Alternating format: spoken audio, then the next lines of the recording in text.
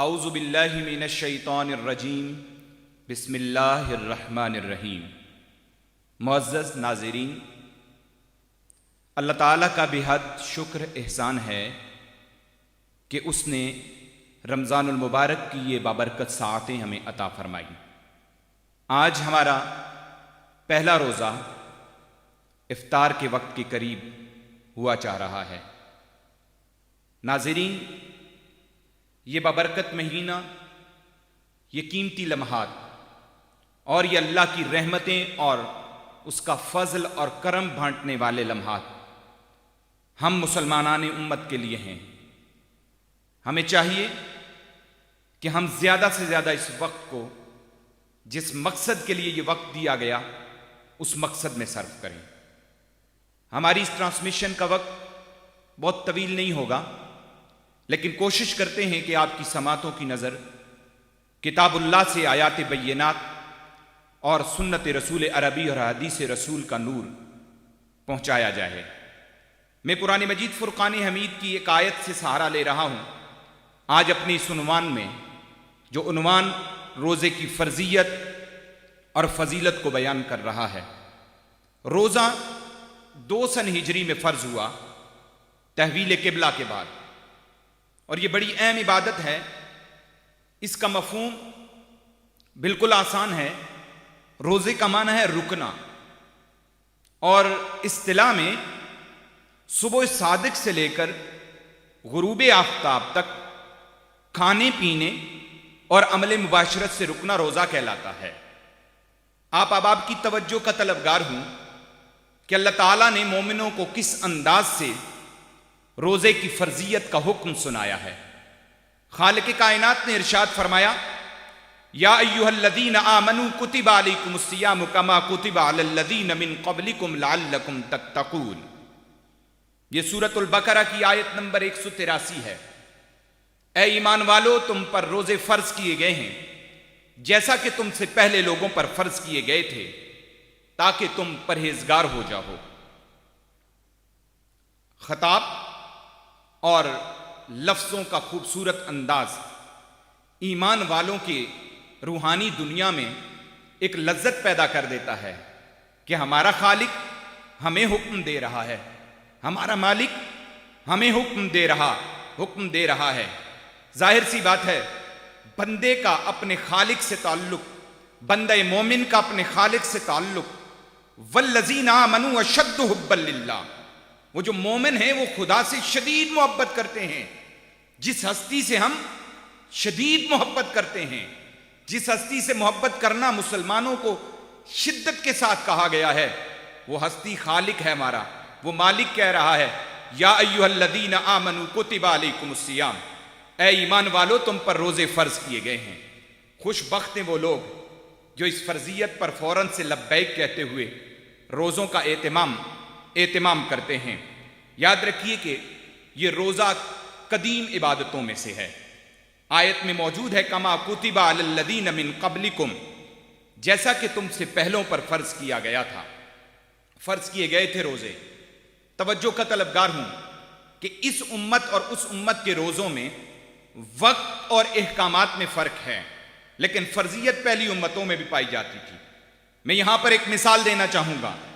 حضرت سیدنا آدم علیہ نبینا علیہ السلام پر چاند کی تاریخ کی 13ویں، 14ویں اور 15ویں تاریخ کے روزے فرض تھے، اور ظاہر سی بات ہے وہ امت آدم ہے، وہ حضرت سیدنا آدم علیہ السلام ہیں، ان کے احکامات، ان کی شریعت وہاں پر ہے، اور محمد عربی کی امت پر رمضان المبارک کے روزے فرض کیے گئے۔ اور آیت میں خالق کائنات نے ارشاد فرمایا، سورۃ البقرہ کی آیت ہی ہے، یہ آیت نمبر 185 ہے۔ خالق کائنات نے ارشاد فرمایا، فمن شہد منکم الشہر فلیصم، تم میں سے جو کوئی اس مہینے کو پائے اسے چاہیے کہ وہ اس کے روزے رکھے۔ اس کے بعد فقہی احکامات ہیں کہ مریض کو رخصت ہے اور مسافر کو رخصت ہے، لیکن یہ رخصت فعدۃ من ایام اخر، اتنے روزے اور دنوں میں رکھے جائیں گے۔ فقہی حباس اپنے انداز سے یہاں پر سوال پیدا ہو جاتے ہیں کہ یہ جو بعد میں رکھنے ہیں روزے، ایک بندے میں استطاعت ہی نہیں ہے، عمر کے اس حصے پر ہے کہ بعد میں وہ روزے نہیں رکھ پائے گا، تو کیا کیا جائے؟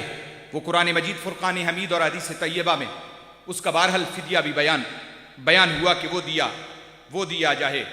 روزے کی فرضیت، اس کا مقصد کیا ہے؟ میں خاص آپ احباب کی توجہ کا طلبگار ہوں کہ روزے کی فرضیت کا مقصد اس آیت کا آخری حصہ بیان کر رہا ہے، لعلکم تتقون، تاکہ تم پرہیزگار بن جاؤ۔ مقصد پورا کرنا اصل مشن کو کامیاب بنا دیتا ہے۔ اگر روزہ ہمیں تقوی کی دولت نہیں دے رہا، اگر رمضان المبارک ہم پر سے گزر جاتا ہے اور ہماری عملی زندگی میں فرق نہیں ہوتا، تو میں ابتداً رمضان المبارک کے آج پہلے دن یہ بات کہنے جا رہا ہوں کہ صاحب گویا ہم نے پھر حق ادا نہیں کیا، پھر ہم نے اس مقصد کی طرف دھیان نہیں دیا۔ آج ضرورت اس امر کی ہے کہ لعلکم تتقون کے ثمر پر نظر رکھ کر اپنے روزے کے معیار کو اتنا بلند کیا جائے تاکہ تقوی کی دولت ہمیں میسر آ جائے۔ روزہ صرف کھانے پینے سے رکنے کا نام نہیں ہے، بلکہ آنکھوں کا بھی روزہ ہونا چاہیے، زبان کا بھی روزہ ہونا چاہیے، اور انسان کا پورا وجود روزے میں ساتھ دے۔ آنکھیں دیکھیں اس طرف جس طرف دیکھنے کا حکم دیا گیا، زبان بولے وہ جو فقط بولنے کا حکم دیا گیا۔ غیبت ویسے بھی جائز نہیں ہے، گناہ ہے، لیکن رمضان المبارک کے روزے ہمیں تڑپا کے کہہ رہے ہیں، بار بار بتا رہے ہیں کہ بندے تیرا روزہ ہے، اور روزے کا تو مقصد یہ ہے لعلکم تتقون، تاکہ تو پرہیزگار ہو جائے۔ میں ابتداً یہ بات ضرور کہنا چاہوں گا کہ دو طرح کی حدیث ملتی ہیں، ایک روزے کی فضیلت کو بیان کرتی ہیں، یعنی جو شخص روزے کے تقاضے پورے کر کے یہ وقت گزارتا ہے، اس کا روزہ کیسا ہوتا ہے، اسے پھر ثمرات کیا ملتے ہیں، اسے پھر اجر و ثواب کیا ملتا ہے۔ لیکن اس کے ساتھ ہی میں معاً بعد اس کا ذکر ضرور کرنا چاہوں گا کہ روزے کے تقاضے پورے نہ کیے تو پھر ہمارا یہ گزرا ہوا وقت، ہماری یہ کاٹی ہوئی بھوک، ہمارا یہ پیاس برداشت کی ہوئی ہمارے کسی کام نہیں آئے گی۔ رسول اللہ صلی اللہ علیہ وآلہ وسلم نے روزے کی اہمیت کو خود بیان فرمایا۔ میں کسی اور مفسر کا حوالہ لوں، میں کسی اور مصنف کی طرف بڑھوں، اس سے بہتر ہے کہ میں امام الانبیاء کی زبان نور سے نکلنے والے جملے اور وہ لفظ آپ کی سماعتوں کی نظر کروں، شاہد کہ تیرے دل میں اتر جائے میری بات۔ رسول اللہ صلی اللہ علیہ وآلہ وسلم نے اسی روزے کے متعلق ارشاد فرمایا، الصوم جنۃ من النار، روزہ جہنم کی آگ سے ڈال ہے، اور ساتھ مثال بھی بیان فرمائی، تشبیہ بھی دی، کجنۃ احدکم من القتال، جیسے تم میں سے کسی کے پاس لڑائی کی ڈھال ہو۔ لڑائی کی ڈھال کتنی آسانی سے سمجھا دیا، اس کے لیے پڑھا لکھا ہونا ضروری نہیں ہے، بس تھوڑا سا شعور ہو اور بندے کو پتا ہو کہ شیلڈ کس کام آتی ہے، بندے کو علم ہو کہ میرے پاس اگر ڈھال ہو تو آنے والے حملوں سے میں بچ جاتا ہوں، یہ شیطان کے حملے ہوں پھر یا گمراہوں کے حملے ہوں، پھر روزہ بندہ مومن کے لیے ڈھال کا کام دیتا ہے، اور بندہ تو مسلسل جہاد میں ہوتا ہے۔ اور اس جہاد کی طرف میں اشارہ ضرور کروں گا، بلکہ واضح لفظوں میں کہوں گا، امام الانبیاء نے بندہ مومن کے لیے یہ جو عملی زندگی ہے اسے جہاد اکبر کہا ہے۔ جہاد اکبر ہے کیا؟ نفسانی خواہشات کے خلاف جہاد۔ روزہ نام ہی اس کا ہے کہ نفس جس طرف راغب کرے اس سے رک جانا۔ کمال بات ہے، اور توجہ کا طلبگار ہوں، اس روزے کا اجر و ثواب اسی لیے تو زیادہ بیان ہوا ہے کہ بندے کے پاس کوئی اور نہیں ہوتا اور اسے پیاس بھی لگی ہوتی ہے، پانی بھی میسر ہوتا ہے، لیکن وہ پانی پی نہیں رہا ہوتا۔ بندہ مومن کو بھوک بھی لگی ہوتی ہے، لیکن کھانے کے لیے چیزیں بھی دسترس میں ہیں، لیکن وہ کھا نہیں رہا ہوتا۔ اس کی بڑی وجہ کیا ہے؟ وہ کوئی اور نہیں دیکھ رہا، لیکن اس کا ایمان اور اس کا یقین اسے مجبور کر رہا ہوتا ہے، تجھے وہ ذات دیکھ رہی ہے، جس کے لیے تو نے روزہ رکھا ہے، جس نے اس کا اجر و ثواب بیان کیا ہے، اور بندہ رکتا ہے، اپنی عمر کے بڑے دنوں کو نہیں دیکھتا، اور بسا اوقات چھوٹی چھوٹی بیماریوں کو ملوز خاطر میں نہیں لاتا، اور روزے جیسی عظیم المرتبت عبادت کو سر انجام دے دیتا ہے۔ خوش بخت ہیں وہ لوگ جو رمضان المبارک کی یہ بابرکت ایام عبادات میں بسر کرتے ہیں۔ رمضان المبارک کا روزہ، اس کا اہتمام ہوتا ہے۔ میں پھر سے ایک حدیث رسول اللہ صلی اللہ علیہ وآلہ وسلم کی آپ کی سماعتوں کی نظر کروں گا۔ آقا حضور نے ارشاد فرمایا، حضرت ابو ہریرہ رضی اللہ تعالیٰ عنہ اس حدیث کے راوی ہیں، رسول اللہ صلی اللہ علیہ وآلہ وسلم نے ارشاد فرمایا، من صام رمضانا ایمانا و احتسابا غفر له ما تقدم من ذنبہ، جس شخص نے رمضان المبارک کا روزہ رکھا ایمان اور اجر کی نیت سے، اس کے پچھلے سارے گناہ معاف کر دیے جائیں گے۔ یہ رسول رحمت کی حدیث مقدسہ صحیح بخاری میں کتاب الصوم میں موجود ہے۔ ہم نے تو ایمانی کیفیت کو بڑھانا ہے، ہم نے جو اجر کی نیت کے ساتھ اس عبادت کا اہتمام کرنا ہے، اور اپنی اکاؤنٹیبلٹی، اپنا احتساب کرتے ہوئے اس روزے کا وقت گزارنا ہے۔ ہمارے سامنے روشن مینارہ نور ہے، نبی مکرم کی سیرت طیبہ، آپ کی اہل بیت کی سیرت طیبہ، آپ کے اصحاب پیغمبر، آپ کے اصحاب کی سیرت طیبہ، کہ وہ تو رمضان المبارک کی آمد کے لیے تڑپا کرتے تھے کہ کون سا وقت ہے رمضان المبارک آئے، اور وہ تو رمضان المبارک کی جدائی میں رویا کرتے تھے کہ وہ بابرکت مہینہ جو رسول رحمت تاجدار دو عالم صلی اللہ علیہ وآلہ وسلم کے تصدق سے ملا الوداع ہو رہا ہے۔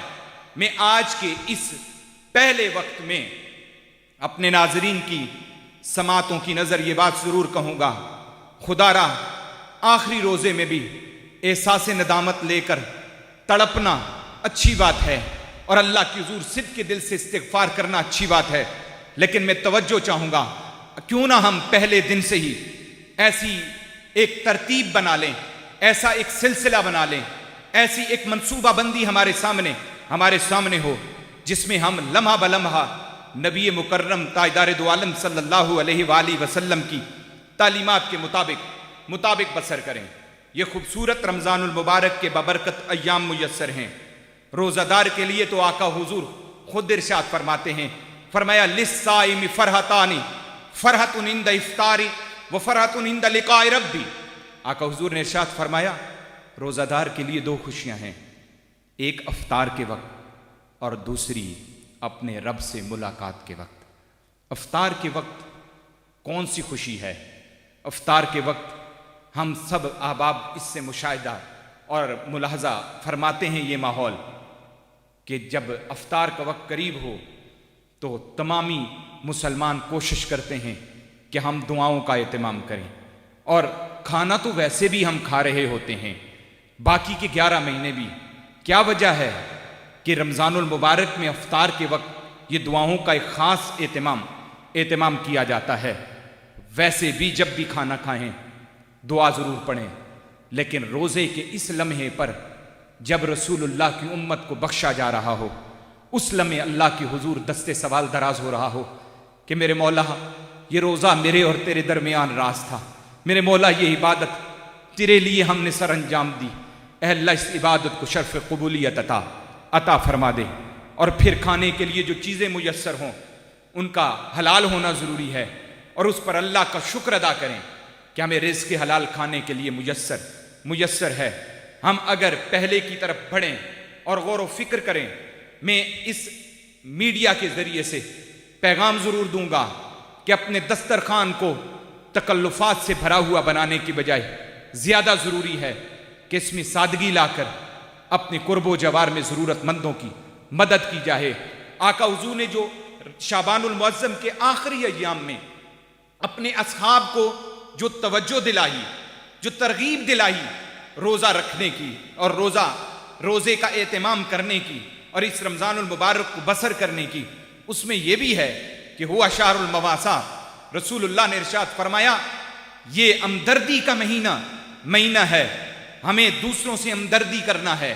اور آقا حضور رحمت دو عالم صلی اللہ علیہ وآلہ وسلم کی ذات والا صفات ہمیں بتاتی ہے کہ روزہ دار نے کسی نے روزہ دار کا روزہ افطار کروایا تو جو روزہ افطار کروانے والا ہے روزہ رکھنے والے جتنا اسے ثواب دیا جائے گا، اور روزہ رکھنے والے کے روزے میں ذرہ برابر کمی نہیں کی جائے گی۔ اور وہاں پر قربان جائیں ان ہستیوں کے جو آقا حضور کے سامنے بیٹھی اور انہوں نے سوال کر دیا، یا رسول اللہ کسی میں استطاعت نہیں ہے افطار کروانے کی تو اسے کیا اہتمام کرنا چاہیے؟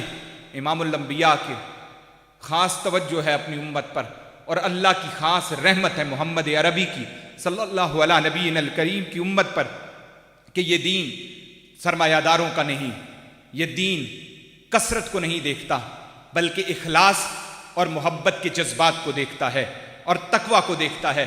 امام الانبیاء موعظہ جاں فضا سناتے ہیں، فرمایا کسی نے کھجور کے ساتھ کسی کا روزہ افطار کروایا اسے بھی یہ ثواب ملے گا، پانی کے گھونٹ یا لسی کے گھونٹ کے ساتھ کسی نے روزہ افطار کروا دیا تو اسے بھی یہ ثواب ملے گا۔ میں پھر عنوان کی طرف پڑھ رہا ہوں کہ روزہ ہمیں ہمدردی کا سبق سکھاتا ہے۔ ہم آج اگر کہیں پریشانیوں کا شکار ہیں تو اس کی سب سے بڑی وجہ یہ ہے ہم نے اپنے اسلاف کی دی ہوئی تعلیمات کو چھوڑ دیا ہے۔ کیا اصحاب پیغمبر میں یہ روایت مشہور نہیں ہے کہ رسول اللہ کے ایک صحابی اپنے چچا زاد کی تلاش کے لیے نکلتے ہیں اور جنگ کے اس موقع پر وہ اس تلاش کے لیے نکلتے ہیں، تھوڑا سا پانی مشق میں موجود ہے اور خیال ہوا کہ شاید انہیں اس کی ضرورت ہو، بڑھتے ہیں تو آگے اپنے چچا زاد بھائی کو زخمی حالت میں پا لیتے ہیں، اور زخمی حالت میں جب اس کے قریب گئے پانی پلانے کے لیے اس کے کانوں میں دوسرے شخص کی آواز آتی ہے العطش، اور اس مرحلے پر یہ بیماری، یہ زخموں سے چور چور شخص اشارہ کر رہا ہے پانی میں نے نہیں پینا بلکہ دوسرے کو پلا دو۔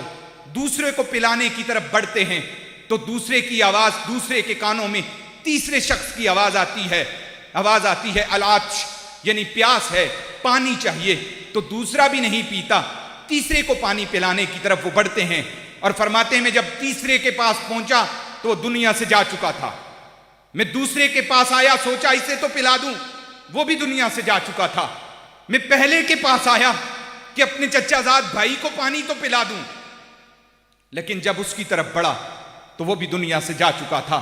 انا للہ و انا الیہ راجعون۔ یہ ہمیں درس ملا کہ دوسروں کو اپنے اوپر فوقیت دو، یہ ہمیں درس ملا دوسروں کے متعلق سوچو۔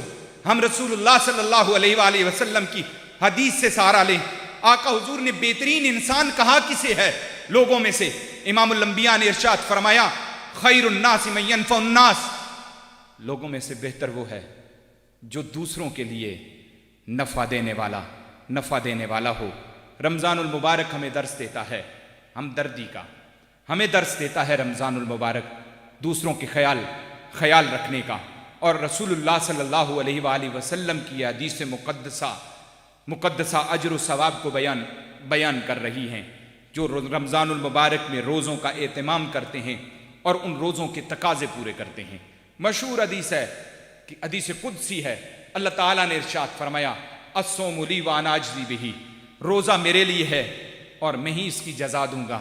خالق نے جزا دینی ہے، یہ جزا بیان کیوں نہیں ہوئی؟ اس کی بڑی وجہ یہ ہے کہ ہر بندے کے اخلاص کی اہمیت اپنی اپنی ہے، اور جتنا اس کا اخلاص زیادہ ہوگا، جتنا اس نے روزہ اہتمام کے ساتھ رکھا ہوگا، اتنا خالق کی طرف سے اسے اجر عطا کیا جائے گا۔ میں دوسری طرف پڑھنا چاہوں گا کہ بہتری کی ضرورت کس طرف ہے۔ رمضان المبارک کے اوقات میں خاص اہتمام کیا جائے کہ روزے کے تقاضے پورے کیے جائیں۔ تقاضے ہیں ہی کیا؟ جو روزمرہ زندگی میں تقویٰ کے تقاضے ہیں وہی روزے کے تقاضے ہیں۔ ہم نے زبان کو ذکر الہی میں مشغول رکھنا ہے، درود و سلام میں مشغول رکھنا ہے، فضول لغو باتیں نہیں کرنی، اور اسی طرح توجہ کا طلبگار ہوں کہ یہ تو ایک مہینہ بندہ مومن کی پریکٹس کروائی جاتی ہے، اور خاص طور پر 11 مہینے بندہ مومن کو اسی طرح گزارنے چاہیے، تب جا کے اسے رمضان المبارک کی کامل برکتیں میسر آئی ہوئی نظر آتی ہیں۔ میں اس حدیث مقدسہ کا کچھ اور ترجمہ اور تشریح نہیں سمجھ سکا کہ رسول اللہ کی وہ حدیث جس کا ایک حصہ عرض کروں کہ آقا حضور منبر پر جلوہ گر ہوتے ہیں، آمین فرمایا اور 3 زینوں پر جلوگر ہوئے، 3 مرتبہ آمین فرمایا۔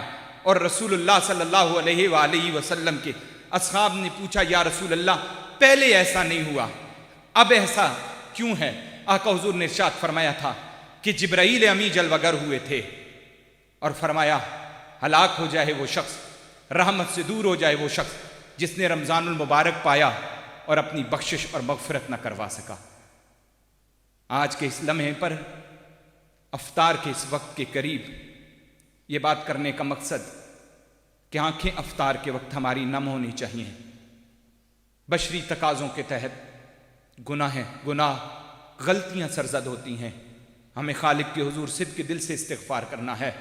حالیہ وبا ہے، پوری دنیا اس وقت وباؤں کا شکار ہے۔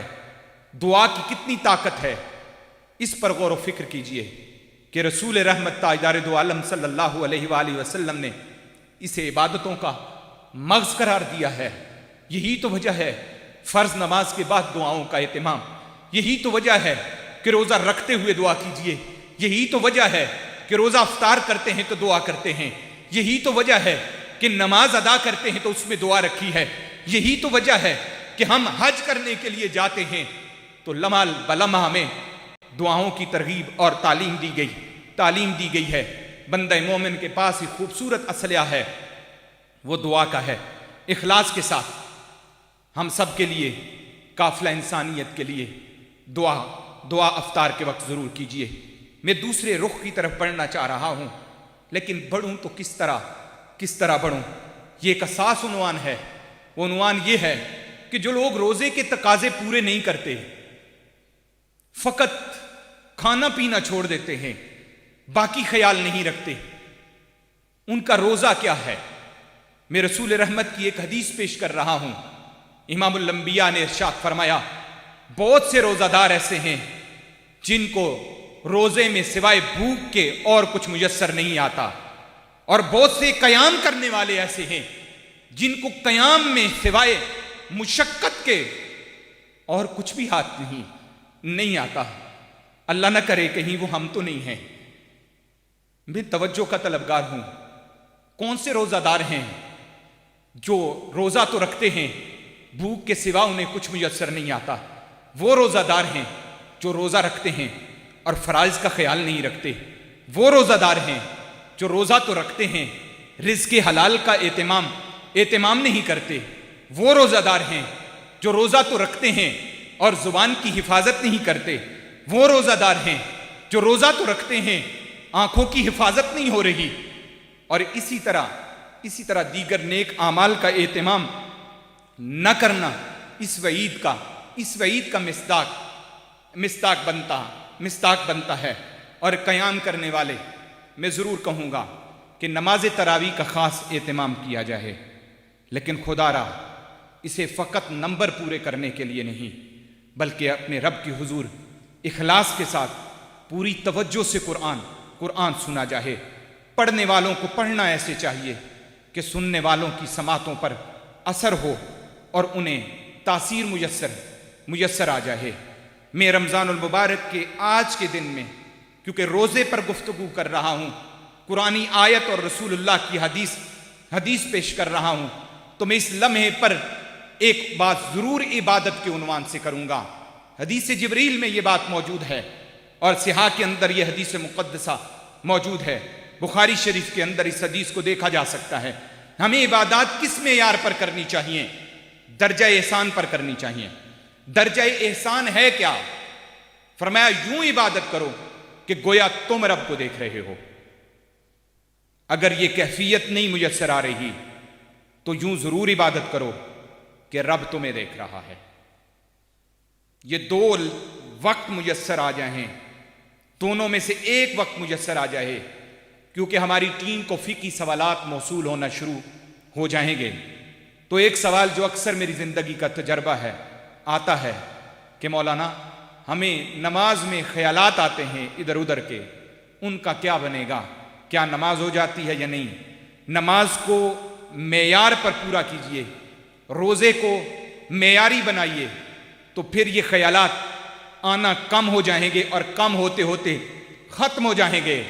نماز پڑھنی ہے تو ایسے پڑھنی ہے کہ ہم رب کو دیکھ رہے ہیں، یہ کیفیت نہیں بن رہی تو یہ ضرور بنا لیں کہ رب ہمیں دیکھ رہا ہے، رب ہمیں دیکھ رہا ہے۔ ہم کلام مقدس کی تلاوت کریں تو اس یقین کے ساتھ، اس یکسوئی کے ساتھ کہ ہم مومنین ہیں، ہم ایمان والے ہیں، اللہ نے ہمیں ایمان کی دولت عطا فرمائی ہے، اور خالق نے سورہ انفال میں ایمان والوں کی جو صفات بیان کی ہیں وہ یہ کی ہیں، اذا ذکر اللہ وجلت قلوبہم، جب ان کے سامنے اللہ کا ذکر کیا جاتا ہے ان کے دل ڈر جاتے ہیں۔ وَإِذَا تُلِيَتْ عَلَيْهِمْ آيَاتُهُ زَادَتْهُمْ ایمانا، جب ان پر آیات تلاوت کی جاتی ہیں تو ان کے ایمان میں نکھار پیدا ہو جاتا ہے، ایمان میں پختگی پیدا ہو جاتی ہے۔ تراویح میں بھی سننا ہے، کلام مقدس سنانا ہے تو اس طرح کیفیت ہو کہ ایمان میں مضبوطی پیدا ہو، اور یوں قرآن مجید کی تلاوت بھی کرنی ہے تو اسی طرح کرنی ہے کہ ایمان میں مضبوطی اور نکھار پیدا ہو۔ میں توجہ کا طلبگار ہوں، میں عبادات کی بات کر رہا تھا، اور خصوصاً روزے کی طرف آپ کی توجہ دلاؤں گا۔ یہ خالق کائنات امت مسلمہ پر خاص کرم کیا ہے کہ قدم بقدم برکتیں میسر ہیں، قدم بقدم رسول اللہ صلی اللہ علیہ وآلہ وسلم نے فضیلتیں اور عظمتیں بیان کی ہیں۔ کہیں اپنی ظاہری تھوڑے سے سکون کے لیے کہیں بڑے ثواب سے محروم نہ ہو جائیے گا۔ میں توجہ دلاؤں گا آپ کی کہ سحری کھانا پیٹ ہم اپنا بھرتے ہیں، لیکن رسول رحمت تاجدار دو عالم صلی اللہ علیہ وآلہ وسلم نے ارشاد فرمایا، تسحروا فإن فی السحور برکہ۔ امام الانبیاء نے ارشاد فرمایا سحری کھایا کرو کیونکہ سحری میں برکت ہے۔ اب سحری کے اس ماحول میں مسند امام احمد ابن حنبل سے ایک اور حدیث کا سہارا لوں گا کہ رسول اللہ صلی اللہ علیہ وآلہ وسلم نے ارشاد فرمایا، اللہ اور اس کے فرشتے سحری کرنے والوں پر رحمت نازل فرماتے ہیں۔ پہلی سحری کے بعد اب ہم پہلی افطار کی طرف بڑھنے والے ہیں۔ دعاؤں کی قبولیت کا وقت ہے۔ اخلاص کے ساتھ، دل کھلا رکھ کے، وسعت کے ساتھ دعا کیجئے۔ یہ رمضان المبارک کے بابرکت ایام ہیں، خصوصاً رات کی عبادات کی طرف توجہ دلاؤں گا کہ رات کو سو کر سحری کے لیے ویسے بھی اٹھنا ہے، تھوڑا وقت پہلے اٹھ جائیے تاکہ نماز تہجد ادا ہو جائے اور رسول اللہ صلی اللہ علیہ وآلہ وسلم کی کامل سنت کا ہمیں نور میسر آ جائے۔ رمضان المبارک کی ان بابرکت ساعتوں میں ہم آپ کے ساتھ رہیں گے، اور انشاءاللہ عزیز استقامت کے ساتھ کوشش ہوگی ہماری کہ خالق کی مدد شامل حال رہی تو آپ کی سماعتوں کی نظر ہر دن خوبصورت عنوان ہو، قال اللہ وقال الرسول کی صدائیں آپ کی سماعتوں سے ٹکراتی رہیں۔ محبت کرنے والوں، پیار کرنے والوں کا شکریہ جو اتنی محبت سے سنتے ہیں۔